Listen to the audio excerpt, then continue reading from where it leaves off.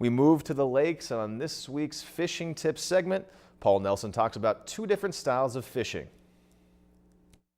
This week we're going to talk about bouncing versus dragging as far as keeping contact with the bottom. If you've got a nice clean bottom, no matter what you're fishing, bottom bouncers, live bait rigs, or jigs, you can drag those baits on the bottom and not create any problem for you, and you're not going to be filling up with weeds. But when you're fishing in bottom that isn't clean, that's got a bunch of weeds on it, you really can't be dragging, whether it's a live bait rig, a jig, or a bottom bouncer. You can't be dragging those on the bottom or you're going to get covered with weeds. So anglers really have to develop their sense of feel and know the difference between when they hit the bottom, when they get a bite, or when they get a weed on their line.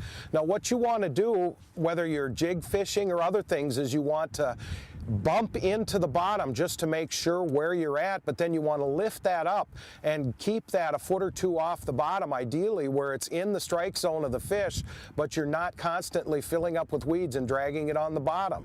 So when you let that out, you really just touch the bottom and then bring it back up. When you're fishing with a lot of these different lures, you're wanting to swim them more. A jig too, when you're fishing that in shallower water, whether it's for perch or for walleyes, you really need to know where the bottom is and be able to sense that, but not have to hit the bottom and bounce, you know, from the bottom and up, from the bottom and up, the way you'd often do with jigs. You're trying to swim that bait and test where the bottom is every once in a while, just to make sure you're in the right zone, but you really don't want to be dragging these baits on the bottom, or all you're going to do is be covered with weeds, and it takes a pretty hungry fish to eat your bait when it's covered with weeds. They want that bait clean, working properly, and those are when you're going to catch a fish. If you're dragging weeds around all day, you're not going to catch nearly as many fish. So practice your feel.